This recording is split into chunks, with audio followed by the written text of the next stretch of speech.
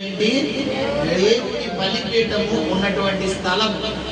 So ఎప్పుడైతే ఈ గిబియోనులో మొట్టమొదటిగా దేవుడు ఎవరిని దర్శించాడు అంటే సొలొమోనుని దర్శించాడు. హల్లెలూయా. సొలొమోనుని దేవుడు మొట్టమొదటిగా పిల్లరా దర్శించినటువంటి విధానము మనము గనక గమనించిన ఎడల అప్పటికి సొలొమోను ఒక ఖాళీ పాత్ర. ఈ పాత్ర ఒక ఖాళీ పాత్ర. అంటే సొలొమోను ఒక రాజుగా అయితే ఎన్నిక చేయబడ్డాడు, కానీ అతనికి పిల్లరా రాజుగా చేసేటటువంటి జ్ఞానము కానీ అటువంటి స్టామినా అటువంటి స్ట్రెంత్ కానీ ఏమీ లేదు.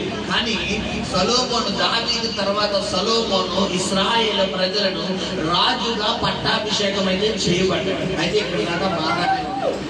సో ఇలా జరుగుతున్నటువంటి సమయంలో ఆ గిబియోను అనే ప్రాంతంలో సొలొమోను ఆ బలిపీఠం ఉన్న దగ్గర ప్రార్థన చేస్తున్నప్పుడు ఏం జరిగిందో 7వ వచనం చదువుకుందాం. చదువుతాను.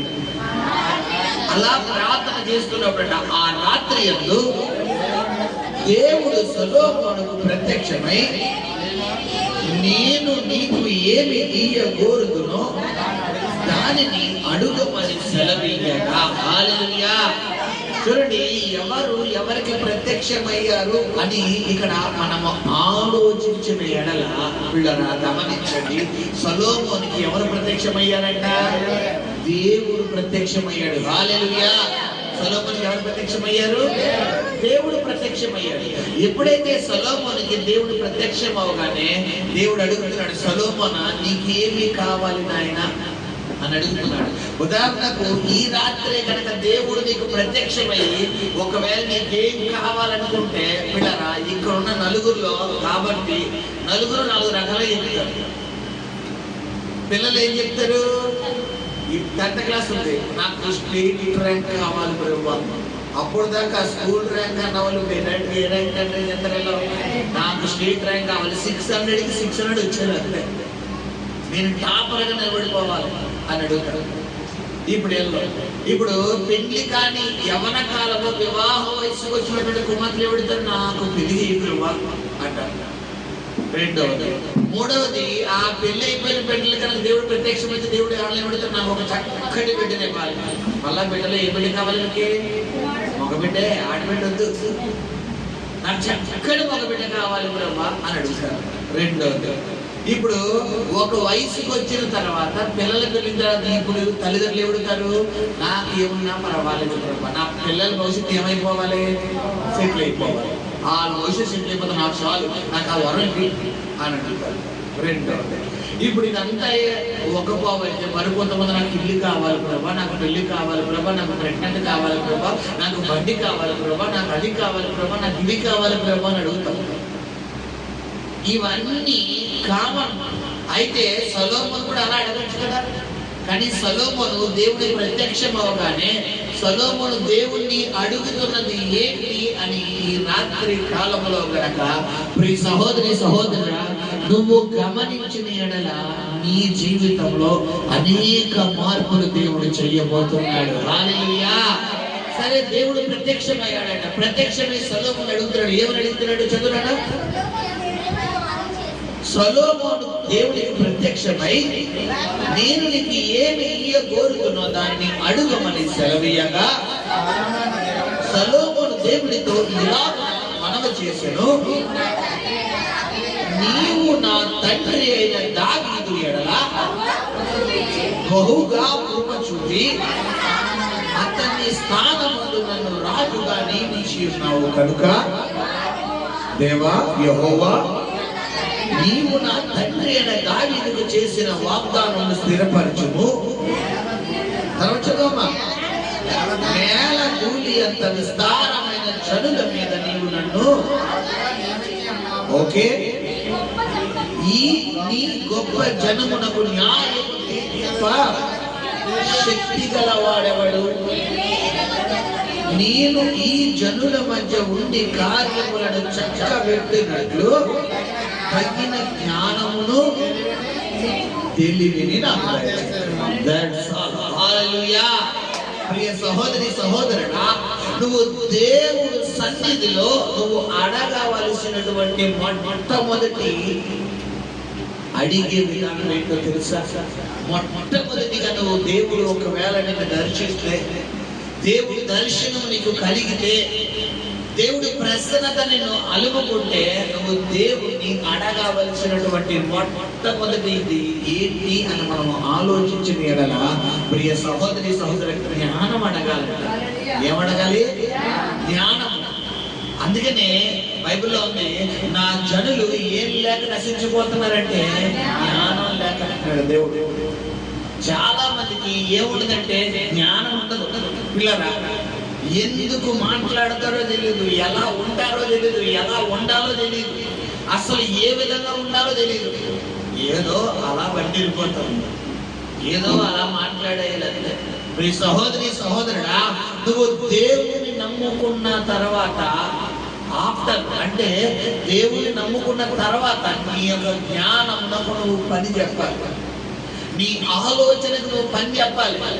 దేవుణ్ణి నమ్ముకోలేనంత వరకు నీ యొక్క ఆత్మీయ జీవితం, నీ బాహ్య జీవితము ఏ విధముగా జీవించినా గానీ, మీ సహోదరి సహోదరుడా, నువ్వు ఎప్పుడైతే దేవుణ్ణి నువ్వు ఆరాధించే వ్యక్తిగా ఉన్నావో, ఇప్పుడు దేనికి నువ్వు పని చెప్పాలి? నీ బ్రెయిన్, నీ జ్ఞానానికి పని చెప్పాలి. ఇలా మాట్లాడచ్చా, మాట్లాడకూడదా? ఇలా వెళ్ళొచ్చా, వెళ్ళకూడదా? ఇలా ఉండొచ్చా, ఉండకూడదా? ఇలా నడుచుకోవచ్చా, నడుచుకోకూడదా? ఒకవేళ ఇలా మాట్లాడితే ఇది నా దేవుడికి ఆయాసకరమా? ఇలా వెళ్తే నా దేవుడికి ఆయాసకరమా? ఇలా ఉంటే నా దేవుడికి ఆయాసకరమా? ఇలా నడుచుకుంటే నా దేవుడికి ఆయాసకరమా అని ఎవరు ఆలోచించాలి? మనము ఆలోచించాలి. హల్లెలూయా. ఇవన్నీ ఆలోచించండి ముందు నీకేముండాలి? జ్ఞానం ఉండాలి. కాబట్టి దేవుడి సన్నిధిలో నువ్వు అడగాలి, యెహోవా ఆత్మ జ్ఞాన వివేకమునకు ఆధారము ఆత్మ. ప్రియ సహోదరి సహోదరుడా, నువ్వు దేవుని నమ్ముకున్నాడని చెప్పుకుంటే కుదరదు. నువ్వు ప్రార్థన చేస్తున్నావు అంటే కుదరదు. నువ్వు చర్చి కొడుతున్నానంటే కుదరదు. నీ ప్రవర్తన మారాలి, నీ మాట విధానం మారాలి, నీ నడవడిక మారాలి. అందుకని ప్రసంగిలో అన్నాడు, 3వ అధ్యాయం 5వ అధ్యాయం చదువునన్న ఒకసారి ఆ మాట ఈ మధ్యలో ఉంచి. ప్రసంగి అన్నాడు, చదువు. ప్రసంగి రాసిన సొలొమోను, ఇదే సొలొమోను రాసినటువంటి ప్రసంగి 5వ అధ్యాయము ప్రారంభం చదువునన్న. నీవు దేవుని మందిరమునకు పోవునప్పుడు నీ ప్రవర్తన ఎలా ఉండాలంట? జాగ్రత్తగా చూసుకో. ప్రియ సహోదరి సహోదరుడా, నీ భర్తతో నీ ప్రవర్తన ఎలా ఉండాలి? జాగ్రత్తగా ఉండాలి. నీ భార్యతో నీ ప్రవర్తన ఎలా ఉండాలి? జాగ్రత్తగా ఉండాలి. నీ తల్లిదండ్రులతో నీ ప్రవర్తన ఎలా ఉండాలి? జాగ్రత్తగా ఉండాలి. నీ బిడ్డలతో నీ ప్రవర్తన ఎలా ఉండాలి? నీ తోటి సహోదరి సహోదరులతో నీ ప్రవర్తన ఎలా ఉండాలి? జాగ్రత్తగా ఉండాలి. నేను ఇలాగే మాట్లాడతాను, నేను ఇలాగే ఉంటాను, నేను ఇలాగే నడుచుకుంటాను. ఇప్పుడు ఏంటి అన్నావనుకో, మనుషులు ఎవరో ఏం చేయలేరు. ఎందుకంటే ఒకవేళ సమాధానం చెప్తే గొడవలు అవుతాయి. కానీ ఎవరు రక్షణలో, ఎవరు రంగంలో దిగుతారు? దేవుడు రంగంలో దిగిపోతాడు. దేవుని రంగంలో దింపాలంటే ఎలా ఉంటుందంటే ఇంకా మామూలుగా ఉండదు. కాబట్టి ప్రియ సహోదరి సహోదరుడా, బిఫోర్ క్రైస్ట్, ఆఫ్టర్ క్రైస్ట్, అంటే బిఫోర్ క్రీస్తుని నువ్వు అంగీకరించక ముందు నీ ప్రవర్తన ఎలా ఉన్నా అది లెక్కలోకి రాదు. బట్ నువ్వు ఎప్పుడైతే క్రీస్తును నువ్వు ఆరాధిస్తున్నావో, ఈ క్రీస్తును నువ్వు తెలుసుకున్నావో, ఈ క్రీస్తుకు నువ్వు ప్రార్థన చేయడం ప్రారంభించావో, ఈ క్రీస్తును నీ హృదయంలోకి నువ్వు వెల్కమ్ అంటే ఆహ్వానించావో, ఆ క్షణం నుండి నీ ప్రవర్తన ఏమవ్వాలంట? జాగ్రత్తగా ఉండాలి. ప్రియ సహోదరి సహోదరుడా, ప్రవర్తన అనగానే జ్ఞానేంద్రియాలను నువ్వు జ్ఞాపకం చేసుకోవాలి. జ్ఞానేంద్రియాలు అంటే ఏంటమ్మా? ఎన్ని? 5 10? 5. ఏవేంటి? కళ్ళు. మొట్టమొదటిగా నీ చూపు శ్రద్ధగా ఉండాలి, శ్రద్ధగా ఉండాలి. చూపు ఇటు కానీ వెళ్ళకూడదు, డైరెక్ట్ గా ఉండాలి చూపు. రెండవది ఏంటి చెప్పాలి? నాలుక. అంటే నీ మాట పర్ఫెక్ట్ గా ఉండాలి. నీ మాట ఉప్పు వేసినట్టుగా ఉండాలి. నీ మాట తగినన్ని మాటలు మాట్లాడేట్టుగా ఉండాలి. నీ మాట కారం వేసినట్టుగా ఉండకూడదు. నీ మాట మృదువుగా ఉండాలి. కొంతమంది మాట ఉండాలి చూడండి పిల్లరా, మామూలు కారం కాదు, గుడ్డు కారం. ఎవరితో ఎలా మాట్లాడాలో తెలియదు. వాళ్ళకి నచ్చినట్టు మాట్లాడతారు, వాళ్ళకి అనిపించినట్టు మాట్లాడతారు. కనీసం నేను ఇలా మాట్లాడచ్చు, ఇలా మాట్లాడకూడదు, ఇది సరైన సమయం కాదు, ఇది సరైన ప్లేస్ కాదు, ఇక్కడ ఎలా ఉండకూడదు, ఇక్కడ ఎలా, ఏమీ ఆలోచిస్తాం. వాళ్ళ సెల్ఫ్ ఏం చేస్తారు, ఎప్పుడు సాటిస్ఫై చేసుకుంటారు. ఈ సహోదరి సహోదరుడా, బిఫోర్ క్రైస్ట్ అంటే దేవుడిని నువ్వు అంగీకరించక ముందు నువ్వు ఈ ప్రవర్తన ఒకవేళ ఉంటుంది వేరే విషయం, అది దేవుడు నువ్వు చూసుకోవాలి. బట్ ఎప్పుడైతే నువ్వు క్రీస్తుని అంగీకరించావు నువ్వు మార్పు చెందాలి. ప్రియ సహోదరి సహోదరుడా, రెండవది నాలుగు, మూడవది ఏంటి చెప్పాలి, జ్ఞానేంద్రియాలు. మూడవది ఏంటి, చెవులు అంటే వినికిడి. నీ వినికిడికి నువ్వు పని చెప్పాలి. అంటే ఏంటి, ఏ మాటలు వినకూడదు, చెడు మాటలు వినకూడదు, నెగిటివ్ మాటలు వినకూడదు, పుకారు మాటలు వినకూడదు, కవ్వించే మాటలు వినకూడదు, కల్పనమైనటువంటి మాటలు వినకూడదు. ప్రియ సహోదరి సహోదరుడా, దేవునికి దుఃఖకరమైనటువంటి మాటలు వినకూడదు. నీ విశ్వాసము దిగజారిపోయే మాటలు వినకూడదు. నీ ఆత్మీయ జీవితం బలహీనమైపోయే మాటలు వినకూడదు. కాబట్టి మూడవది. నాలుగోది ఏంటి చెప్పాలి, ముగ్గు అంటే ఏంటి, ముగ్గుతే ఏముందండి అంటారా, అదే వాసన. ఏ వాసన, పాపపు వాసన, పాపపు వాసన. కొంతమందికి పాపాన్ని పసిగట్టే గుణం ఉంటారు, పరిశుద్ధతను పసిగట్టే గుణం ఉంటారు. నువ్వు దేవుడు సన్నిధిలో గనక మోకరించే అనుభవం కలిగిన వ్యక్తి అయితే, దేవుడి ముఖ దర్శనాన్ని చూసే అనుభవం కలిగిన వ్యక్తి అయితే, దేవుడి స్వరాన్ని వినే అనుభవం కలిగిన వ్యక్తి అయితే, దేవుడితో ముఖాముఖిగా మాట్లాడే అనుభవం కలిగిన వ్యక్తి అయితే, నువ్వు పాపపు వాసనని పరిశుద్ధమైన వాసనని పసిగట్టగలవు. నాలుగవది. ఐదవది ఏంటి, చర్మం అంటే నీ దేహం. నీ దేహము ఏమని చెప్తాడు బైబిల్లో, దేవుని ఆలయం. ఎవడైనను నా ఆలయాన్ని పాడు చేసి ఎడలా, దట్స్ ఆల్, నేను వాడిని పాడు చేస్తున్నాడు. కొంతమంది అంటారు నా శరీరం అండి, చోట ఉంటారు, నీ శరీరమా, నీదా, నా శరీరం, నా ఒళ్ళు, నా కళ్ళు, నా కంఠం, నా నోరు, నా చెయ్యి, నేనేమన్నా నీ శరీరమే. నీకు ఇచ్చింది ఎవరు? మరి ఎవరికి లెక్క చెప్పాలి నువ్వు? దేవుడికి లెక్క చెప్పాలి. నీకు 2 కళ్ళు ఇచ్చాడు దేవుడు, బయట ఉన్న వాళ్ళకి 2 కళ్ళు లేవు. ఇప్పుడు నా కళ్ళు నా ఇష్టం, నీకు నచ్చినట్టే చూస్తాను, నా నోరు నా ఇష్టం, నాకు ఇచ్చినట్టు మాట్లాడతాను. దేవుడు నోరులో ఏమి ఇస్తాడు, పెట్టేసేస్తాడు. ఇప్పుడు మాట్లాడగలవా? చెప్పాలి. నా చెవులు నా ఇష్టం, నేను నచ్చినంత సేపు వింటాను. నేను సైతాన్ సంబంధమైన పాటలు వింటాను, సైతాన్ సంబంధమైన సినిమాలు వింటాను, సైతాన్ సంబంధమైన పాపపు క్రియలు వింటాను, పాపపు మాటలు వింటాను. నా ఇష్టం నా ఇష్టం నా ఇష్టం అన్నావు అనుకో, చెవులు ఏమి చెప్తారైనా దీన్ని ఏమంటారు, చెవులు శేషం వేశారు. గమనించే సహోదరి సహోదరుడు, ఎలా ఉందని ప్రార్థన జీవితం. దేవుడు సొలొమోను అడుగుతున్నాడు, సొలొమోనా నీకేం కావాలి అని అడుగుతుండే. వెంటనే సొలొమోను అంటున్నాడు, అయ్యా నాకు జ్ఞానం ఇవ్వయ్యా, నాకు జ్ఞానం ఇవ్వ. ఎందుకు అంటే నా తండ్రి నాకు అప్పగించినటువంటి ఈ ప్రజలందరినీ పరిపాలించాలి అంటే నా జ్ఞానముతో అయితే నేను పరిపాలించలేనయ్యా. ఎవరి జ్ఞానంతో నేను పరిపాలించగలను? ఈ జ్ఞానం. ఎందుకంటే మనుషుల జ్ఞానముతో కనుక మనుషులకు తీర్పు తీర్చామనుకోండి, ఎలా ఉంటుందంటే ఈ బిడ్డ ఉంది, ఈ బిడ్డ నా బిడ్డ అనుకోండి, ఈ బిడ్డకి ఇప్పుడు తీర్పు తెచ్చాలంటే నేను తెచ్చగలనా? ఎందుకు? నా బిడ్డ. ఈ మధ్యలో ఏమని చెప్తారు, బంధపడ్డ చెప్తారు. ఇప్పుడు చూసిన మిగతా వాళ్ళందరూ బయట వాళ్ళు, ఈ కుమార్తె నా బిడ్డ, ఇప్పుడు నేను ఈ బిడ్డకు తీర్పు తెచ్చినప్పుడు మిగతా వాళ్ళందరూ వాళ్ళ అమ్మాయి ఉంది కదా, వాళ్ళ అమ్మాయికి ఎలా తీరుతాడో ఇప్పుడు చూద్దాం, అప్పుడు మనం మాట్లాడదాం అని చెప్పి మిగతా వాళ్ళందరూ ఎవరు దేనికోసం ఎదురు చూస్తారు? ఆ బిడ్డకు తీర్పు ఇచ్చే సమయం కూడా. ఇప్పుడు కనుక నేను సరిగ్గా తీర్పు తెచ్చలేదనుకుని ఎవరికి టెండర్ అయిపోతుంది? ఇప్పుడు ఎవరికి పడిపోతే టెండర్? దేవుడికా నాకా? నాకే. ఇది ఎవరి జ్ఞానం చెప్పుకుంటారు? ఇప్పుడు నా జ్ఞానం అయితే పని అవ్వదు. ఇప్పుడు దేవుడి జ్ఞానం దిగింది అనుకోండి, అక్కడ పక్షపాతం ఉంటుందా? చెప్పాలి, ఉండదు. కాబట్టి సొలొమోను దేవుడికి ప్రత్యక్షం ఒకటి. సొలొమోను ఏమడుగుతున్నాడంట? దేవుడి జ్ఞానాన్ని అడుగుతున్నాడు. హల్లెలూయా. సరే, దేవుడి జ్ఞానం అడుగుతుంటే దేవుడు వెంటనే ప్రత్యక్షం ఏం చెప్తున్నాడు? చదువునా చదువు. అతడు జ్ఞానమును అడుగుతుంటే జ్ఞానమును తెలివియు నీకు ఇయ్యబడెను. చూడండి అమ్మ, నేను కంటిన్యూగా చదవాలరా. అందుకు దేవుడు సొలొమోనుతో ఇలాగున సెలవిచ్చును, నీవు ఈ ప్రకారమును యోచించుకుని. చూడండి, ఏమేమి అడగలేదంట? ఐశ్వర్యమునైనను, సొమ్మైనను, ఘనతైనను, నీ శత్రువుల ప్రాణమునైనను, దీర్ఘాయువునైనను అడుగగా, నేను నిన్ను వారి మీద రాజుగా నియమించిన నా జనులకు న్యాయము తీర్చుటకు తగిన జ్ఞానమును తెలివిని.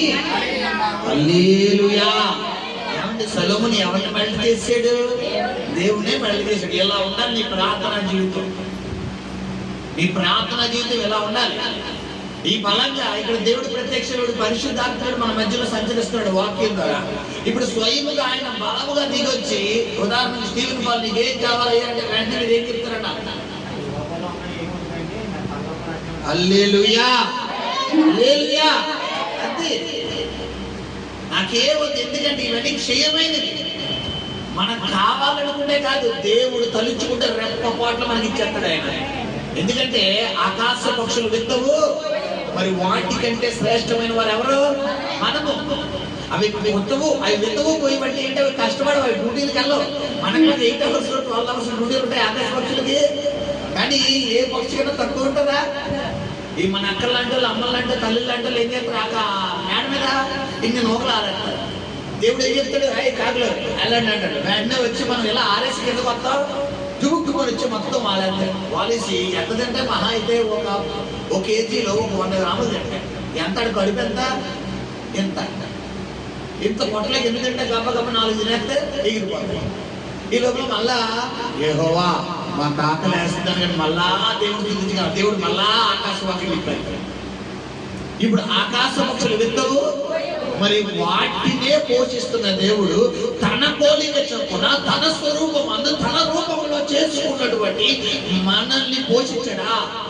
గమనించి సహోదరి సహోదరుడా, బైబిల్ చెబుతుంది, ఏ 2 గువ్వలలో ఒకటి నేల రావాలన్నా ఎవరి చిత్తం ఉండాలంట?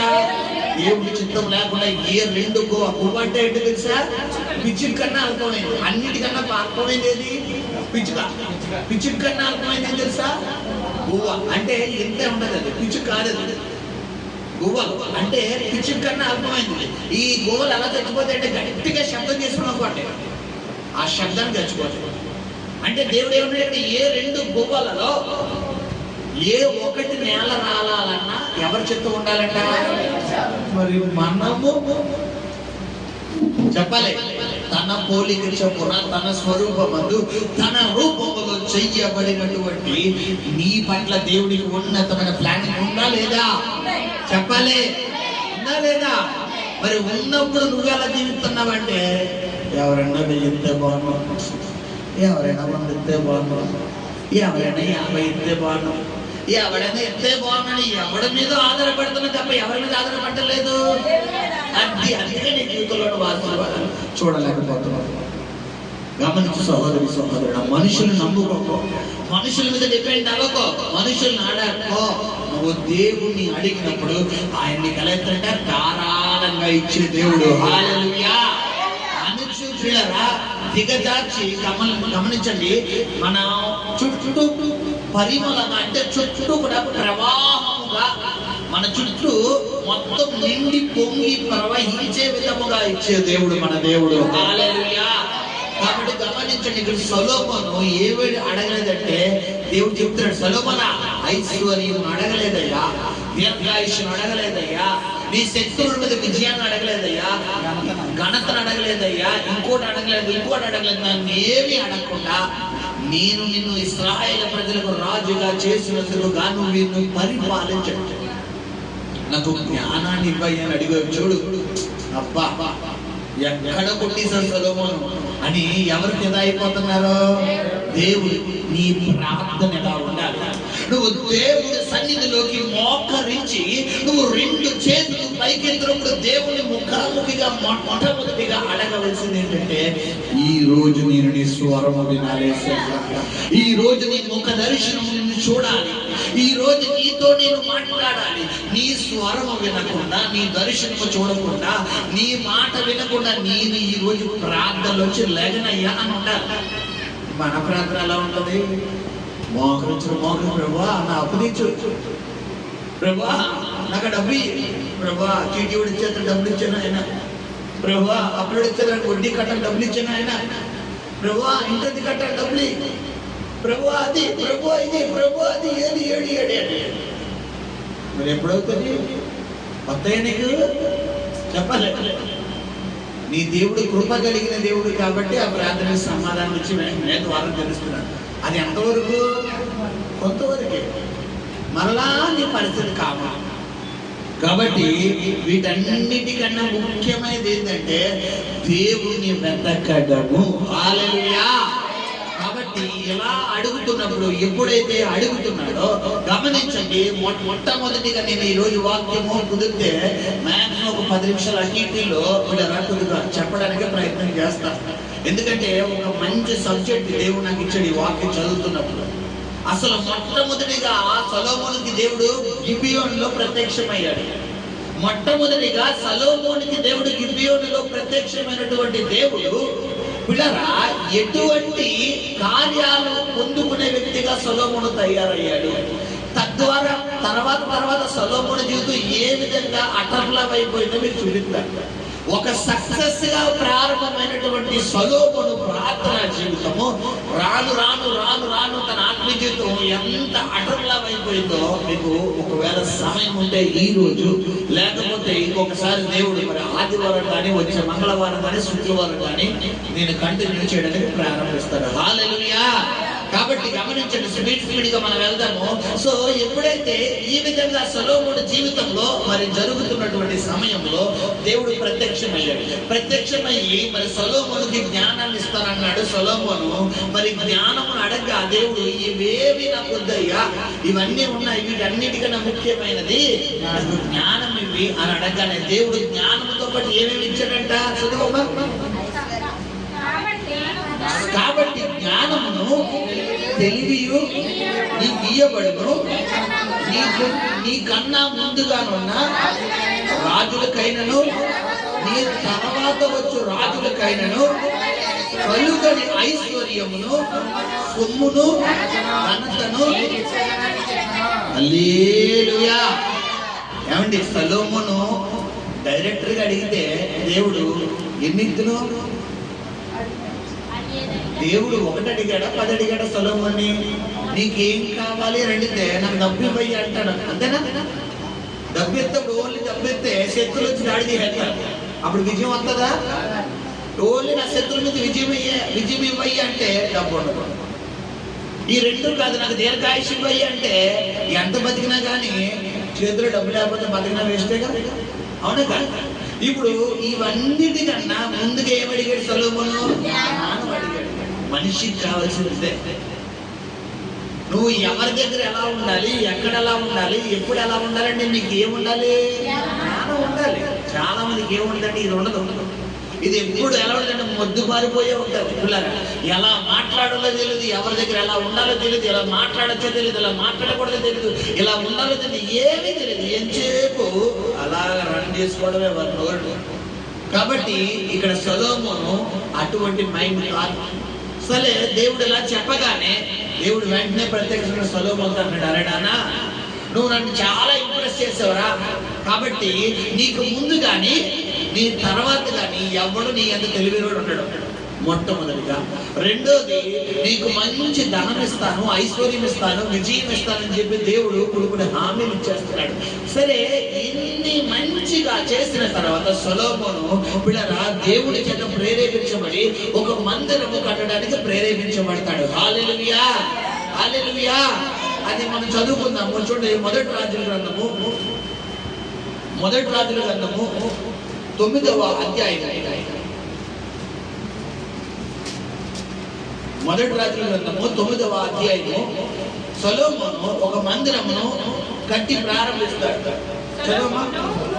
సొలొమోను యెహోవా మందిరమును రాజనగరులను కట్టుటయు తాను చెయ్య కోరినదంతటిని చేయుటయు ముగించిన తరువాత, హల్లెలూయా, సొలొమోనుకి దేవుడు ప్రత్యక్షమైన తర్వాత, సొలొమోనుతో దేవుడు మాట్లాడిన తర్వాత, దేవుడు కొన్ని వాగ్దానాలు సొలొమోనుకి ఇచ్చిన తర్వాత సొలొమోను వీళ్ళరా చాలా జ్ఞానం కలిగిన వ్యక్తిగా తయారవుతాడు.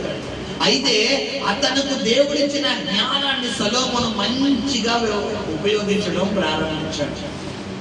మంచిగా దాన్ని కనపరచడం, మంచిగా ఉపయోగించడం ప్రారంభించి మొట్టమొదటిగా తన జ్ఞానాన్ని సొలొమోను దేని కొరకు ఉపయోగిస్తున్నాడంటే దేవుని మందిరమును కట్టడానికి ఉపయోగిస్తున్నాడు. హల్లెలూయా, హల్లెలూయా. దేవుని మందిరమును కట్టడానికి ఉపయోగిస్తున్నటువంటి సొలొమోను పిల్లరా మరి కట్టబడిన తర్వాత మొట్టమొదటిగా గిబియోనులో ప్రత్యక్షమై దేవుడు సొలొమోనానికి ఏం కావాలి అని అడిగిన దేవుడు ఈసారి రెండవసారి మరలా అదే గిబియోనులో ప్రత్యక్షమవుతున్నాడు. రెండవసారి అదే గిబియోనులో ప్రత్యక్షమై ఈసారి మాట్లాడుతున్నాడు. రెండవ వచనం చదువున్నాడు. గిబియోనులోనే ప్రత్యక్షమైనట్లు రెండవ మారు యెహోవా సొలొమోనుకు ప్రత్యక్షమై అతనితో ఇలాగూ సెలవిచ్చెను, నా సముఖమందు నీవు చేసిన ప్రార్థన విన్నపములను నేను అంగీకరించుకొని నా నామమును అక్కడ సదాకాలము ఉంచుటకు నీవు కట్టించిన ఈ మందిరమును పరిశుద్ధపరిచి ఉన్నాను. హల్లెలూయా. ఒక సొలొమోను చేసిన ప్రార్థనకు దేవుని మహిమ ఎక్కడి నుంచి దిగి వచ్చేసిందంట? పరలోకం నుంచి భూలోకానికి దిగి వచ్చేసింది. హల్లెలూయా. సొలొమోను మనకులాగే మనిషా పరలోకం నుంచి దిగి వచ్చాడా? మరి సొలొమోను చేయగలిగింది మనం చేయలేమా? చెప్పాలి. సొలొమోను చేయలేదు సొలొమోను చేయగలిగి మనం చేయలేమా? చెప్పాలి. చేయగలవా లేదా? చేయగలవా లేదా? చెయ్యగలవు. కాకపోతే సొలొమోనులో ఉన్నది మనలో లేదేంటో తెలుసా?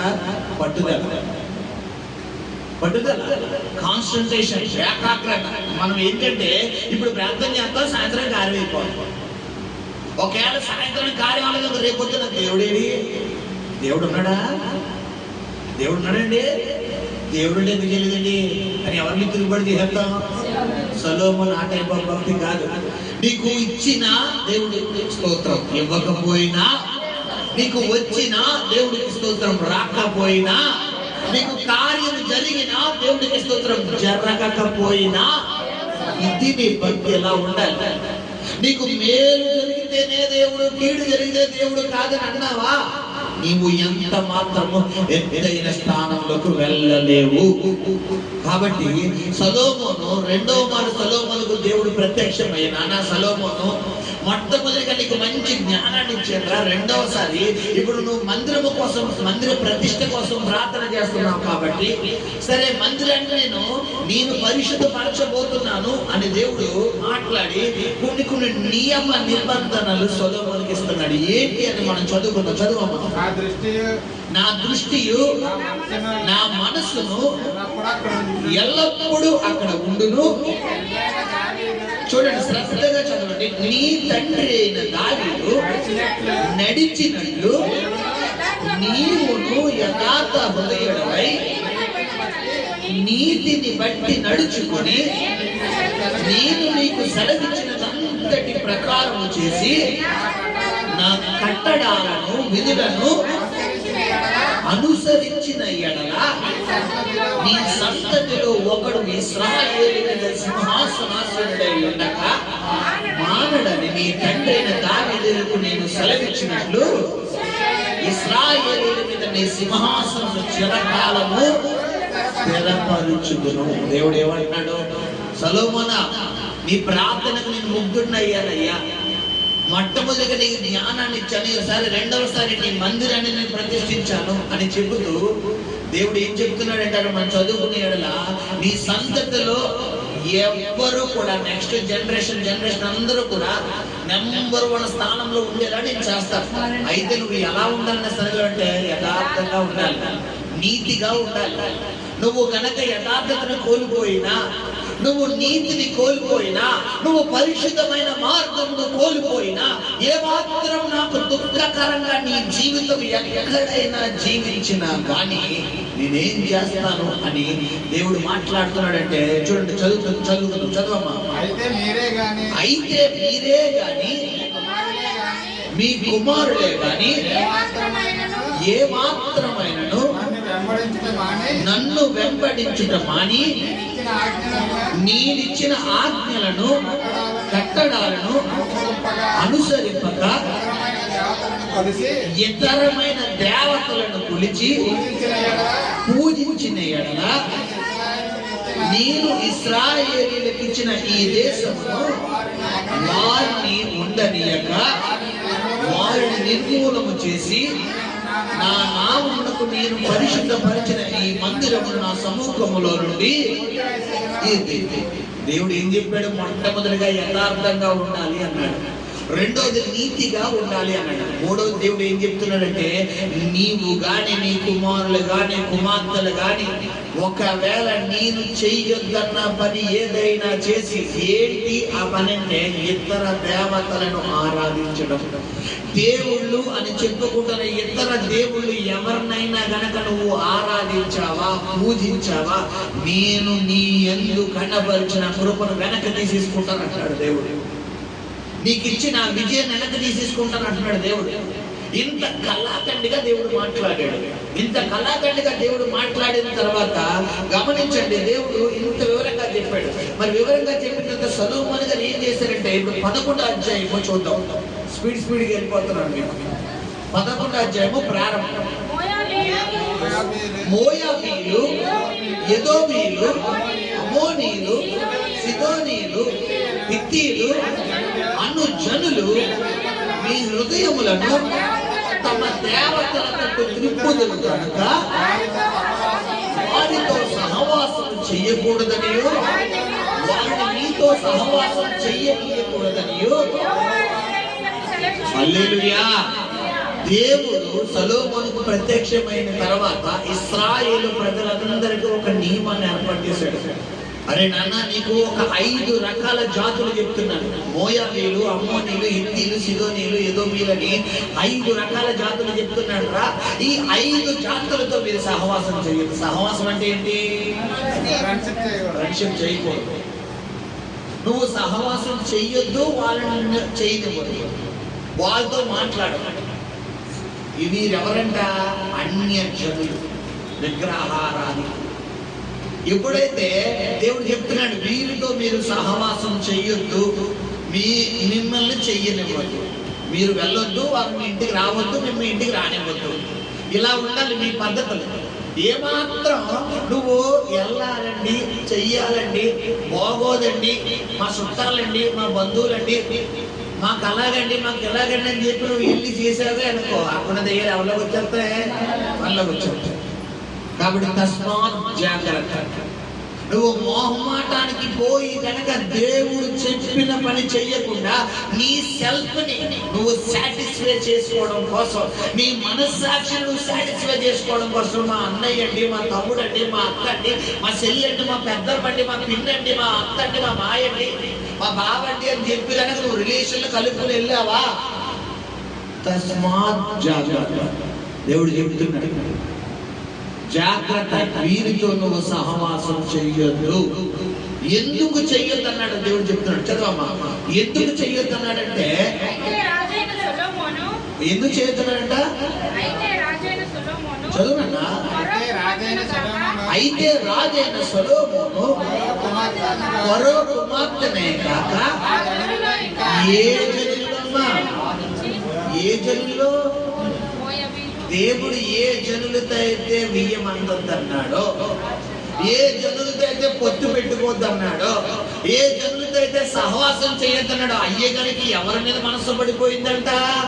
ఆ జనుల్లోనే. నేటి దినాన్ని కూడా మన జీవితం ఇలాగే ఉంటుంది. దేవుడు ఇక్కడ ఏం చెప్పాడు? టీవీ చూడద్దు అంటాడు. నీ మనసు దేని చుట్టూ తిరిగేస్తుంది? టీవీ చుట్టూ చుట్టూ తిరిగేస్తుంది. ఇక్కడేమో మనసు చుట్టూ చుట్టూ తిరిగిన గాని యేసురాజునే యేసురాజునే యేసురాజునే. ఇక్కడ మనసు చుట్టూ చుట్టూ యేసయ్య చుట్టూ అంటారు. ఇంటికి వెళ్ళాక నా మనసు టీవీ చుట్టూ చుట్టూ తిరిగిన గాని యేసు టీవీనే టీవీనే టీవీనే. హల్లెలూయా. టీవీ చుట్టూ తిరుగుతుందా? సినిమా చుట్టూ తిరుగుతుందా? సీరియల్ చుట్టూ తిరుగుతుందా? సినిమా సాంగ్ చుట్టూ తిరుగుతుందా? తస్మాత్ జాగ్రత్త. దేవుడు హెచ్చరిస్తున్నాడు. నీ సహోదరి సహోదరుడా, నీ దేవుళ్ళు ఉన్న ప్రత్యేకత ఏంటో తెలుసా? చెప్పకుండా ఏది చేయడు. నీకు శిక్ష ఇచ్చిన ఆశీర్వాదం ఇవ్వాలంటే బైబిల్లో దేవుడు ఏం చేస్తున్నాడు? ముందుగా చెప్తాడు. ముందుగా చెప్పి ఎలా ఉండరా అబ్బాయి అని చెప్తాడు. నువ్వు వింటే నీ అంత అదృష్టవంతుడు లేడు, వినకపోతే అంతే పోయిన అబ్బాయి. నీ అంత లాస్ట్కి ఎవరో ప్రపంచంలో ఎవరు అంటారు? అందరికీ దురదృష్టం ఎవరో తెలుసు నువ్వే. ఎందుకు? యోనా దేవుడు మాట వినడం వల్ల యోనా అంత అదృష్టవంతుడు ఎవడో లేదు. యోనా వినకపోవడం వల్ల యోనా అంత దురదృష్టవంతుడు ఎవరు లేడు. ఎందుకు? చీటీలు వేసారంట. ఎవరి పేరు వస్తుంది? ఉగ్రత కారణం కానీ ఎవరి పేరు వచ్చింది? యోనా పేరు వచ్చింది. దాదాపు ఎంతమంది? కొన్ని 100 మంది ఉన్నారు. వాళ్ళు ఒక్క యోనా పేరు రప్పించండి. ఎవరు చెప్తున్నది? దేవుడు చెప్తావు. కాబట్టి నువ్వు దేవుడు మాటను తృణీకరించి దేవుడు చెప్పినట్టు కనుక ఉండి, నేను ఇలాగే ఉంటాను మాస్టర్ గారు, నేను ఇలాగే మాట్లాడతానండి, నేను ఇలాగే నడుచుకుంటాను, నా పద్ధతి ఇంతేనండి, నేను మారనండి, నా మాట తీరు మారదండి, నా జ్ఞానం మారదండి, నా తెలివితేటలు నా పద్ధతి మారదండి, నేను ఇలాగే ఉంటానన్నావా? ముందు ఆయన మాట్లాడతాడు, తర్వాత ఆయన రంగంలోకి వచ్చేస్తాడు. ఆయన రంగంలోకి వస్తే ఏంటి? దేని పంపిస్తాడు తెలుసా? యోనాలో దేని పంపించాడు దేవుడు? తిమింగలాంటి పంపించాడు, చేప కాదు. గొప్ప మత్స్యము అని ఉంది. మన గొప్ప మత్స్యము అంటే ఏంటి? పెద్ద తిమింగలం. డబ్బు మనకు 100 మందిని మింగేసింది. 100 మందిని మింగేసే తిమింగలాన్ని పంపించాడు. డబ్బు కూడా తిమింగలంలో ఎంతమంది ఉన్నారు? ఇప్పుడు ఒక్క యోనా ఉన్నాడు. మళ్ళా అయ్యగారు ఎలా ప్రార్థన చేస్తాడంట? తలకిందులుగా ప్రార్థన చేస్తాడు. చేప ఎలా పడుతుంది నీటిలో? ఈత ఒకేలా కొడతారా? ఇలాగా ఇలాగా. ఇప్పుడు కిందమైనా ఇప్పుడు నువ్వు ఎలా ఉంటుంది? దేవుడు ముందుగా మంచిగా చెప్తాడు. అరే నాన్న, నువ్వు ఆ మార్గం సరైనది కాదురా అబ్బాయి, నువ్వు వెళ్ళే మార్గం సరైనది కాదు, నువ్వు చేసే పని సరైనది కాదు, నువ్వు అది విడిచిపెట్టరు అబ్బాయి, విడిచిపెట్టు అమ్మాయి అని దేవుడు మంచిగా చెప్తాడు. గడ్డం కింద బెల్లము కట్టినట్టు. తెలుసా గడ్డం కింద బెల్లము ఎవరెవరు కడతారు? పెళ్లిలోని బావగారికి ఎవరు పెడతారు? బామ్మద్ది గారు పెడతారు. ఏమని? మా అక్కడ బాగా చూసుకుని బావగారు అని బతిమాడతారు. ఇప్పుడు దేవుడు కూడా కొన్ని సమయంలో గడ్డం కింద బెల్ల ముక్క పెడతారు మనకి. అరే నాన్న జాగ్రత్త, నువ్వు వెళ్ళే మార్గంలో సైతాన్లు ఉంటాయి, నీ భక్తిలో సైతాన్లు ఉంటాయి, పద్ధతిగా ఉండు, జాగ్రత్తగా ఉండు, నీ పరిశుద్ధతను కాపాడుకో, నీ ఆలోచన విధానాన్ని కాపాడుకో, నువ్వు నడిచే నడక శ్రద్ధగా ఉంచు. ఏమాత్రం కుడికి కానీ ఎడమ కానీ తొట్టిల్లావా నేను ఊరుకోండి అబ్బాయి అంటాడు. లేదు పాస్టర్ గారు, నేను ఎలా వెళ్తానండి, ఎలా వెళ్తానన్నావా? ఆయన ఏం చేస్తారు? అటో ఎదురు దెబ్బ, అటో ఎదురు పెద్ద, ఇటో ఎదగడు. అప్పుడు నువ్వు ఎలా తిప్పడానికి ఉంటుందా? అంతే. దేవుడి దగ్గర 2 యాంగిళ్ళు ఉంటాయి. ముందు గడ్డకి బెల్ల ముక్క పెడతాడు, విన్నావా? సరే, తర్వాత ఏం చేస్తాడు? ఆ గడ్డనే తిప్పెడతాడు. రెండిట్లో ఏది కావాలి? బెల్ల ముక్క కావాలన్నారు. గట్టిగా ఎందుకు చెప్పండి? నాకు వద్దు పాస్టర్ గట్టిగా అడిగి చెప్పండి. ఎవరు చెప్పండి, నాకు తెలుసుగా. హల్లెలూయా. గమనించండి, సొలొమోను మొట్టమొదటి గిబియోనులో దేవుడు దర్శించినప్పుడు సొలొమోను ప్రార్థనకు దేవుడు జ్ఞానాన్ని ఇచ్చాడు. రెండవసారి సొలొమోను ప్రార్థన దేవుడు మళ్ళా ప్రత్యక్షమయ్యి సొలొమోనుకి సరి జ్ఞానముతో పాటు ఆ మందిర ప్రతిష్టకు దేవుడు దిగొచ్చి సొలొమోనుతో దేవుడు ఏం మాట్లాడుతున్నాడంటే కొన్ని నియమ నిబంధనలు చెప్తున్న కొన్ని టర్మ్స్ అండ్ కండిషన్స్ చెప్తున్నాడు. ఇలా ఉండాలి, ఇలా ఉండకూడదు. ఏమంటే దేవుడు ఏదైనా ముందు చెప్తున్నాడంటే మనం ఫర్దర్గా ఏమవబోతున్నాం? అవి ఎదుర్కోబోతున్నాం, మంచి అయినా చెడైనా. కొన్ని సమయాల్లో వాక్యం ద్వారా దేవుడు కళాకటిగా చెప్పేస్తాడు. కొంతమంది అనుకుంటారు ఇక్కడ ఎవరో అందుకే పాస్టర్ గారు ఆ కోసం చెప్తారు, నాకు అవసరం లేదన్నా. ఈ అమ్మల కోసం చెప్పాల్సిన అవసరం నాకు లేదు. నేను పులిపేట మీద నిలబడే ఒక పావు గంట ముందు ఇక్కడ నిలబడితే ఇక్కడ కూర్చుని వాక్యం ప్రిపేర్ అవుతాను. ఆల్రెడీ దేవుడి సన్నిధిలో దేవుడు నాకు ప్రేరేపించిన వాక్యం చదువుతూనే ఉంటాను కాబట్టి ఇక్కడ కూర్చొని మీ పిల్లలు పాటలు పాడుతుంటే దేవుడిని అడుగుతాను. బైబిల్ అంతా తిరిగే చెప్తాను. ఏం చెప్పంటావు ప్రభా, ఏం చెప్పంటావు. నేను ప్రిపేర్ అయింది ఎప్పుడు కూడా నేను చూడండి, చాలా మంది సంఘాలు ఎలా ఉంటాయంటే ఒక లిస్ట్ తెచ్చుకుంటారు. మాస్టర్ గారు ఓ లిస్ట్ తెచ్చుకుని శుభ్రంగా తీసుకుని ఆ ప్రియులారా తీయండి, కీర్తనల గ్రంథము 2వ అధ్యాయం 3వ వచనం, రాజుల గ్రంథం 3వ అధ్యాయం 4. తలంతా ఎలా ఉంటుంది? ఇక్కడే ఉంటుంది. నేను ఒక్కసారి రిఫరెన్స్ చేయాలి, రెండోసారి మళ్ళీ బైబిల్లో తలెత్తనా నా తల గోళ్ళలో వాక్యాలు చూడండి, నాకు మనుషుల ముఖం కూడా. ఒకవేళ మనుషుల ముఖం చెప్తే ఎలా ఉంటుందంటే ఇలా వయసు చూసాను అనుకోండి, పాస్టర్ గారు నా కోసం చెప్తున్నా. అప్పుడు అలా మమ్మీ తండ్రి మమ్మీ పాస్టర్ నా వంగి, అందుకే తలకెప్పుడు ఉంటుంది. నేను చెప్తాను గోడలో ఇంటిలో చెప్తాను, ఎవరి తలకెప్పుడు ఉండదు కదా ఇంకా. కాబట్టి నీకోసమే చెప్పానంటే నీకోసం చెప్పనమ్మా. నీకు అవసరం అయితే నువ్వు తీసుకో. నీకు అవసరమైతే దేవుడు ఇక్కడ నీకు అవసరం అవుతే నువ్వు తీసుకో, నీకు అవసరం కాకపోతే సైలెంట్. హల్లెలూయా. సరే, ఇక్కడ గమనించండి, ఎప్పుడైతే ఈ సొలొమోనుకి దేవుడు రెండవ మారు ప్రత్యక్షమయ్యాడట. ప్రత్యక్షమై దేవుడు ఏం చెప్తున్నాడంటే పిల్లరా, కొన్ని టర్మ్స్ నిబంధనలు దేవుడు చెప్తున్నాడు. అరే బాబు, నీవు గాని నీ కుమార్తెలు గాని కుమారులు గాని ఇలా ఉండకూడదని దేవుడు చెబుతున్నాడంటే, సొలొమోను జ్ఞానం కలిగిన వ్యక్తి కాబట్టి, దేవుడిచ్చిన జ్ఞానం కలిగిన వ్యక్తి కాబట్టి సొలొమోను దాన్ని ఎలా తీసుకోవాలి? అది అంటే ముందు జాగ్రత్తగా తీసుకోవాలి. సొలొమోను ముందు జాగ్రత్తగా తీసుకున్నాడో లేదో మనం 11వ అధ్యాయంలో చదువుకున్నాము. చెయ్యొద్దన్న పని చేశాడంటే ఏంటంటే అయ్యగారు, ఆ జనులలో ఇంకా అనేక మందిని మోహించి కామాతురాత గలవాడై. ఓకే, తర్వాత మహానుభావుడు 2 చేతులు పెట్టి దండం పెట్టడం చేయగలిగి చదవమ్మా. అతనికి ఎంతమంది అంటమ్మా? 700 మంది భార్యలు, 1000 మంది. అన్నలందరూ గట్టిగా వెళ్ళి చెప్తాం. అన్నలు ఒకడే ఉన్నారా? అన్నలందరూ గట్టిగా వెళ్ళి చెప్తాం. ఇప్పుడు చెప్తాను, భర్తలందరూ గట్టిగా వెళ్ళి చెప్పండి. ఇప్పుడు భార్యలందరూ గట్టిగా వెళ్ళి చెప్పండి. భార్యలు అన్నవారు గట్టిగా వెళ్ళి చెప్పండి. భార్యలు, మీ భర్తలకు భార్యలు అన్నవారు గట్టిగా వెళ్ళి చెప్పండి. ఇప్పుడు అందరూ కన్యకలేనా? అందరూ కన్యకలేనా? చెప్పాలి. మీరు ఏ కేటగిరీ అయినా, విధవరాల కేటగిరీ అయినా పర్లేదు. ఒక భర్తకు ఒకప్పుడు భార్య కదా, భార్యలు అన్నవారు గట్టిగా చెప్పండి. హల్లెలూయా. ఓకే, ఇప్పుడు సొలొమోనుకి ఎంతమంది భార్యలు అంటమ్మా? 1000 మంది. మనం ఒకరినే సంతృప్తి పరచడానికి తలకిందగా తపస్సు చేయగలుగుతాం. అయ్యగారికి దేవుడు ఎంత జ్ఞానం ఇచ్చేసాడో చూడండి. 1000 మందిని మెయింటైన్ చేసుకుంటూ వచ్చాడు. అయినా మనోడికి సాటిస్ఫై అవ్వాలి. కామాతురాత గలవాడయ్యాడు. ఎంత భయంకరమైనటువంటి దురాత్మ ఎవరు పడేసింది? సొలొమోను పడేసింది. కారణం, సొలొమోనుకి అతి జ్ఞానం ఎక్కువైపోయింది. ప్రియ సహోదరి సహోదరుడా, దేవుడు నీకు ఏదైతే ఇస్తున్నాడో దాన్ని నువ్వు శ్రద్ధగా దేవుని కొరకు వాడితే మంచిది. నువ్వు దేవుని కొరకు వాడకుండా నీ మనస్సాక్షి కోసం, నీ కోసం నువ్వు వాడుకున్నావంటే అది నీకు ప్రమాదం తీసుకొచ్చి పెట్టేస్తాడు. సొలొమోనుకి ఎలాంటి ప్రమాదం తీసుకొచ్చి పెట్టిందో చెప్పి నేను వాక్యం ముగిస్తాను. ఒక 5-10 నిమిషాల్లో చదువున్నాను. అతని భార్యలు అతని హృదయమును త్రిప్పివేసిరి. ఏంటమ్మా? సొలొమోను వృద్ధుడైనప్పుడు అతని భార్యలు అతని హృదయమును ఇతర దేవతల తట్టు త్రిప్పగా, అతని తండ్రి అయిన దావీదు హృదయము వలె అతని హృదయము దేవుడని యెహోవా ఎడల. హల్లెలూయా. ఏమైపోయిందంటే సొలొమోను హృదయము,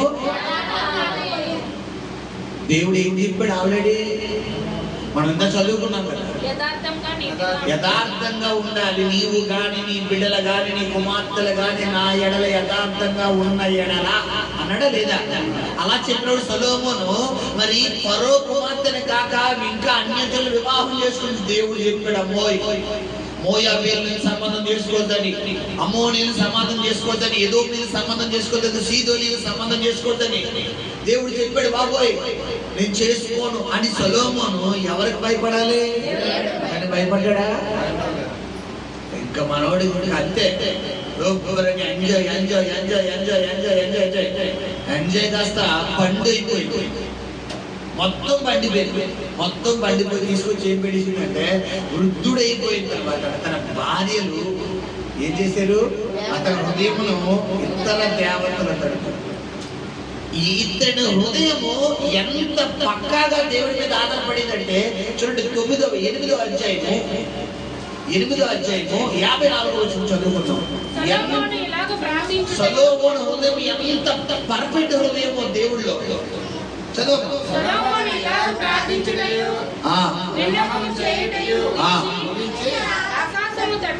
ఓకే, తన ఆకాశము తట్టు తన చేతులు చాపి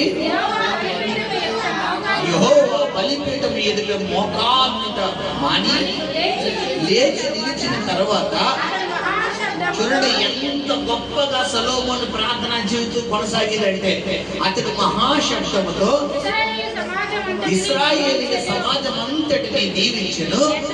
ఎట్లనగా తాను చేసిన వాగ్దానం అంతటిని బట్టి ఇశ్రాయేలీయులకు తన జనులకు నెమ్మది దయచేసిన యెహోవాకు స్తోత్రం కలుగును గాక.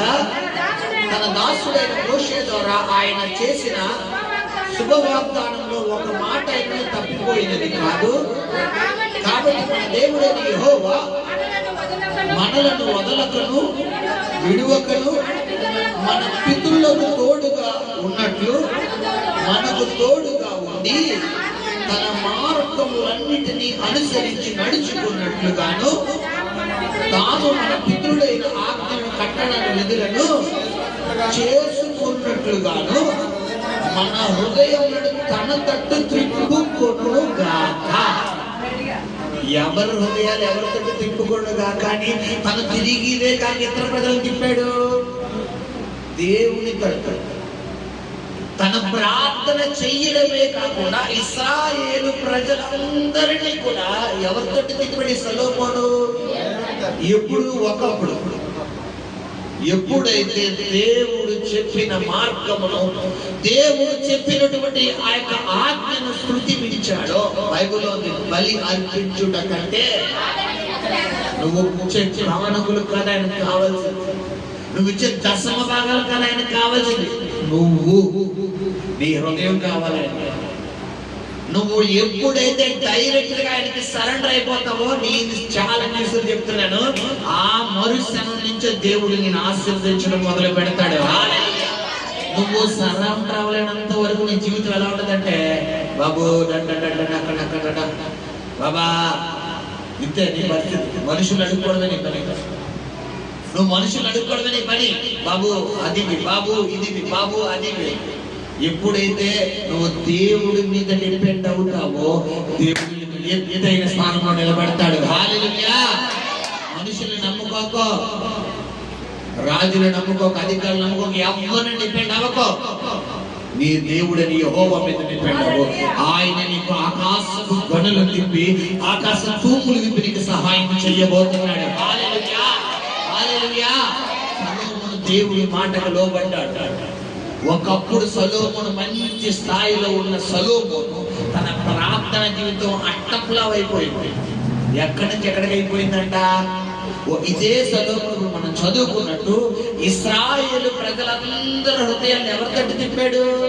దేవుడి తట్టు. ఇదే సొలొమోను దేవుడు చెయ్యొద్దన్న పనులు చేయడం వల్ల ఈయన హృదయం ఎవరి తట్టు తిరిగిపోయింది? ఇప్పుడు సైతాన్ కార్యాలు. దీనికి వల్ల నువ్వు తెలుసుకోవలసినటువంటి నీతి ఏంటంటే, ఇక్కడ దేవుడు సన్నిధిలో దేవుడి సేవకుడు వాక్యం ద్వారా నిన్ను హెచ్చరిస్తున్నప్పుడు, నిన్ను గద్దిస్తున్నప్పుడు, నిన్ను సరి చేసుకోమన్నప్పుడు నువ్వు సరి చేసుకున్నావా? నీ అంత అదృష్టవంతుడు లేడంట, నీ అంత అదృష్టవంతురాలు లేదు. ఒకవేళ చెప్తారు మాట్లాడుతుందండి మానేమంటారు, ఎక్కడవుతుంది ఆ పక్షాలు మానేమంటారు, ఆ పెళ్ళిళ్ళు మానేమంటారు, ఆ శుభకార్యాలు మానేమంటారు, అవి మానేమంటారు, ఈ మానేమంటారు, అక్కడికి వెళ్ళదండి, మాకు ఎక్కడ గుర్తుంది వెళ్ళొద్దండి. నీకు ఎక్కడా కుదరదు, ఆయనకి ఆశీర్వదించడం కుదరదు. నీకు ఆశీర్వాదాలు కావాలా, ఫంక్షన్లో పెద్దలు కావాలా? ఆశీర్వాదాలు గట్టిగా చెప్పండి, ఫంక్షన్లో గట్టిగా చెప్పండి.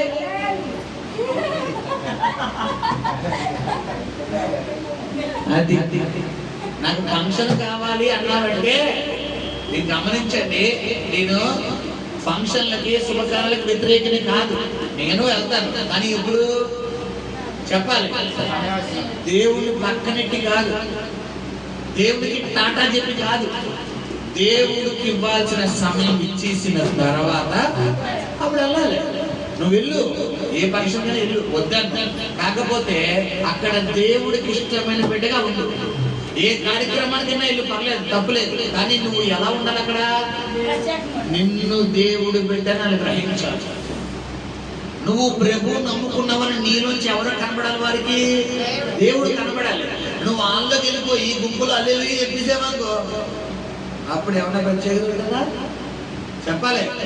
ఒకప్పటికి ఇప్పటికి నీలోంచి ఎవరు పరిచయం చేయాలి? నువ్వు దేవుడు. ఒకప్పుడు లట లట లట మాట్లాడేసి వ్యక్తివంగో, ఇప్పుడు ఎలా ఉండాలి? అదే ఫంక్షన్కి వెళ్తే సైలెంట్ కూర్చోవాలి. ఏంటి అలా మాట్లాడి, ఒకప్పుడు గలలా మాట్లాడేసి మొత్తం కల తీసుకునేవాడు, ఇప్పుడేంటి అలా సరే లేదు, జస్ట్ మామూలు అంతే. అలాగే ఉండాలి. ఎందుకు అంటే నీ విస్తారమైన మాటల్లో దోషం ఉండక మారదు. నువ్వు 10 మాటల్లో 9 మాటలు మాట్లాడేసుకున్నావు, దొరికిసారు కదా అని ఏదో ఒక మాట దెబ్బల మీద తగిలేస్తుంది. ఆ మాట ద్వారా మొత్తం నీకు వచ్చారు. ఇప్పుడు నీలో ఉన్న సన్నిధి ఏమవుతుంది? ఇంకో మాట చెప్పి నేను ముగిస్తాను. చూడండి, చాలా మంది విస్తారంగా మాట్లాడతారు, ఇంకా 10 విరోజాలు ఇంకా మొత్తం లడలడా మాట్లాడతారు. నీకు చెప్పమంటారా? నువ్వు ఎన్ని ఎక్కువ మాటలు మాట్లాడితే నీ ఆశ అంత తగ్గిపోతుంది తెలుసా? నువ్వు రోజుకి సగటున 1,00,000 మాటలు మాట్లాడేవాడు, నీ ఆయుష్ ఇంకా తగ్గిపోతుంది. ఎందుకు? మాట్లాడడం వల్ల శరీరంలో ఉన్న గుండె ఏమవుతుంది? వీక్ అయిపోతుంది. వీక్ అయిపోవడం రక్త ప్రసరణ ఏమవుతుంది? ఇప్పుడు తగ్గిపోతుంది. ఇప్పుడు తగ్గిపోవడం ఆయుష్ ఏమవుతుంది? తగ్గిపోతుంది. ఇప్పుడు 100 సంవత్సరాలు బతకాల్సిన ఎంత బతికేస్తామంటే 70, 60. కారణం లడ్డ లడ్డ లడ్డ లడ్డ లడ్డ మాట్లాడతాం. మాట్లాడు, నీ మాట కొంచెముగా ఉండాలి. అంటే వినడానికి వేగిరి పడండి, మాట్లాడడానికి నిదానించండి. ఒకవేళ 10 మాటల్లో 9 మాటలు ఏ మాటలు ఉండాలి? ఒకవేళ మాట్లాడితే 7 మాటలే ఉండాలి. అప్పుడు నీకు ఆయుష్ పెంచుతాడా తగ్గించేస్తాడా?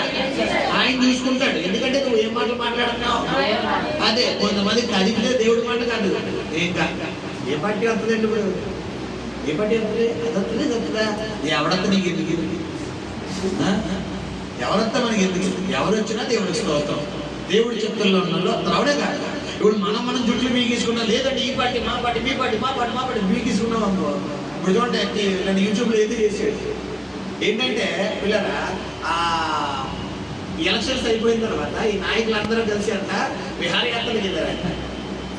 చూసారా ఎంతమంది విహారయాత్రలకు వెళ్ళారంట నాయకులందరూ? ఒక్కొక్క విహారయాత్రకి వెళ్తే ఆ ఎలక్షన్లో కొట్టుకున్న వాళ్ళందరూ దేనికి వెళ్తారు? మా పార్టీ అని చెప్పి అప్పట్లో కొట్టుకున్నారు కదా ఎలక్షన్కి. ఆ కొట్టుకున్న ఎలక్షన్కి కమిషన్ వాడు ఏం చేశారు? ఇప్పుడు అప్పుడు ఎవడైతే కొట్టుకున్నాడు మొత్తం సీసీ ఫుటేజ్ అన్ని ఇప్పుడు రిలీజ్ చేస్తారు. ఎందుకు? పాపం పట్టిపోయిందిగా. అప్పుడు ఏంటంటే మా ఎమ్మెల్యే గారు, మా ఎంపీ గారు అని చెప్పి కూడా ఇస్తారు. ఇప్పుడు అసెంబ్లీ ఏమైపోయింది? మూతపడిపోయింది. అంటే ఇప్పుడు సీఎం గారు లేరు. ఇప్పుడు ఏ పాలన నడుస్తుంది మనకి? గవర్నర్ పాలన నడుస్తున్న అసెంబ్లీ. ఎమ్మెల్యే గారు ఎంపీ గారు పదవులు పనిచేస్తాయా? ఇప్పుడు పనిచేయాలి. ఇప్పుడు ఎవడైతే ఎంపీ గారు ఎమ్మెల్యే గారు తాలూకున్నాడో ఆ తాలూకులు అందరూ పడేలాగా. మీకు అర్థమైందా? ఇప్పుడు ఆ కావాలి రైల్వేషన్లు అందరూ బయటకు వచ్చేసి జైల్లోకి వెళ్ళి పూసలు ఎక్కేస్తున్నారు. పిల్లరా వీళ్ళందరినీ ప్రోత్సాహపరుస్తున్నారు. విహారయాత్రలకు వెళ్ళి చక్కగా ఫ్యామిలీతో హ్యాపీగా సెలవు లేదు. ఇప్పుడు మనకు అవసరమా? కాబట్టి నీ మాటలు తక్కువగా ఉండాలి. నీ ప్రార్థన చేయబోతున్నాడు. ప్రియ సహోదరి సహోదరుడా, దేవుని సన్నిధిలో మొట్టమొదటిగా నువ్వు అడగాల్సిన జ్ఞానం. దేవుని ఎలా వెతకాలి, ఏ విధంగా వెతకాలనే జ్ఞానం. రెండవదిగా నువ్వు దేవుని జ్ఞానం అడిగిన తర్వాత దేవుని సన్నిధిలో ప్రార్థన ఏమని అడగాలన్నాను? ప్రభువా, నిన్ను చూడాలి, నీ స్వరం వినాలి, నీ స్పర్శ తాకాలి, నీతో మాట్లాడాలి. ఈ విధమైన కోరికలు రావాలి తప్ప ఏ కోరికలు రాకూడదు.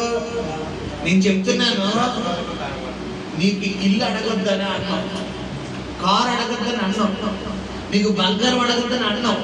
కానీ ఇవన్నీ నీకు అవసరం ఎవరికి తెలుసు? ఆయన ఇచ్చేస్తాడుగా, అవునా కాదా? ఆయన ఇస్తాడా లేదా? నీకు డబ్బు అవసరం తెలీదా? ఆయనకి తెలుసా తెలీదా? మరి తెలుసన్నప్పుడు నువ్వు ఏం అడగకూడదు? అడగాల్సి నీకు తెలుసు, నీకు అవసరం నాకు తెలుసు. కాబట్టి నువ్వు దేవుడిని ఇంప్రెస్ చేయడానికి ఏం అడగాలి? సొలొమోను ఏం అడిగాడు? అక్కడ జ్ఞానం అడిగాడు. ఇప్పుడు నువ్వు కూడా ఏం అడగాలి? జ్ఞానం అంటే ఏ జ్ఞానము? ఎక్కువ తెలియదు. ఎదుటోడు ఎలా లాగేయాలి, ఆ నెల కొట్టాలి, ఈ నెల పడగొట్టేయాలి, ఆడి నెల లాగేసుకోవాలి, ఈ నెల లాగి, ఈ జ్ఞానం కాదమ్మా. ఇది సైతానిక్ జ్ఞానం. ఇది సైతానిక్ జ్ఞానం. బైబిల్లో కొన్ని జ్ఞానాలు ఉన్నాయి. దెయ్యాల జ్ఞానం అంట, దేవుడి జ్ఞానం అంట, మనిషి జ్ఞానం అంట. 3 జ్ఞానాలు ఉన్నాయి. దెయ్యాల జ్ఞానం అంటే ఏంటి? ఆ నెల సంపాలి, ఈ నెల సంపాలి, ఆ నెల కోసే, ఈ నెల కోసే, ఆడిదెల లాగేసుకోవాలి, ఈడిదెల లాగేసుకోవాలి. దేవుడి జ్ఞానం ఏంటి? ప్రార్థన, వాక్యము, దేవుడితో ఉండాలి. ఇది. మనిషి జ్ఞానం ఏంటి? మనం అడుగుతాం కదా, అది కావాలి, ఇది కావాలి. ఇప్పుడు ఈ 3 జ్ఞానాల్లో మనకు కావాల్సిన జ్ఞానం ఏంటి? దేవుడి జ్ఞానం. నాకేంటండి అంటారా? సొలొమోను తలగా ఉంచాడా, తోకగా ఉంచాడా? మనం తలగా ఉండాలా, తోకగా ఉండాలా? నువ్వు పైవాడిగా ఉండాలా, కిందవాడిగా ఉండాలా? పైవాడిగా ఉండాలంటే నువ్వేం చేయాలి? ఇప్పుడు నీకు చేసే ప్రాంతంలో ఎక్కి కళ్ళు మూసుకోవచ్చు. పరిశుద్ధము, నమ్మకము, కనికరము కలిగిన ప్రియ పరలోకపు తండ్రి, నీ పరిశుద్ధ పాదాలకు లెక్కలేని మహిమ గంట ప్రభావాలు ఆరంభిస్తున్నాం నాయన. తండ్రి, సొలొమోను యొక్క జ్ఞానాన్ని మీరు మా ముందు ఇదిగో ప్రభా, ఎలాంటి జ్ఞానం మేము కలిగి ఉండాలి, ఎలాంటి జ్ఞానం మేము కలిగి ఉంటే నాయన నీలో ఫలించి అభివృద్ధి పొంది విస్తరిస్తామో తండ్రి, అభివృద్ధి చెందుతామో. మీరు మాతో మాట్లాడిన విధానాన్ని బట్టి నీకు లెక్కలేని స్థితులు స్తోత్రాలు చెల్లిస్తున్నాం నాయన. నీకే వందనాలు స్తోత్రాలు చెల్లిస్తున్నాం, కృతజ్ఞతలు చెల్లిస్తున్నాం నాయన. సమస్తాన్ని బట్టి నీకు మహిమ కలుగును గాక, నీకు ఘనత కలుగును గాక, నీకు ప్రభావం కలుగును గాక.